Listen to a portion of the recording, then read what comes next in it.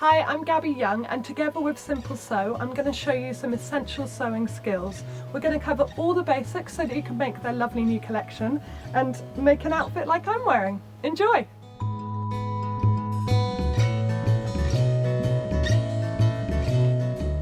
Alright, let's sew some French seams. So, normally you would put your seam right sides together, but here we're doing wrong sides together, so you can see that the two right sides of the fabric are on the outside. So you just want to pin it like a normal seam, pin the raw edges together. Now French seams are great for a professional finish because they hide all the raw edges. Now let's go over to the sewing machine. Okay, so we're going to sew against the edge of our sewing machine foot because you want it to be a much smaller seam. Basically, if your seam allowance is 1.5 centimetre, which a lot of them are, you want this seam and the seam you're about to do next to equal that. So I'm doing 0.5 here, which is exactly the width of my needle to the edge of my sewing machine foot. Remember to backstitch at the beginning and the end, holding the stitches, and you just want to sew that seam.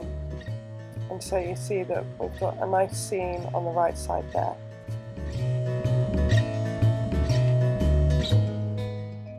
Snip off any loose threads, and then we want to cut the seam allowance. We're just going to cut that in about a half. It's just so it doesn't get trapped when you turn it the other way around, and I have done that before, so always trim it down. And you're going to move to your ironing board and press the seam open. And then turn it the wrong side out, and you want to press the seam flat because this is where you're going to sew down now. So you want to have it nice and flat. And then I've just put a few pins in it to hold it in place as well before sewing the seam on the wrong side. Okay, back at the sewing machine, we're going to now use the 1 centimetre guide on your sewing machine plate, and then you just want to backstitch and then sew down the seam like you would a normal seam.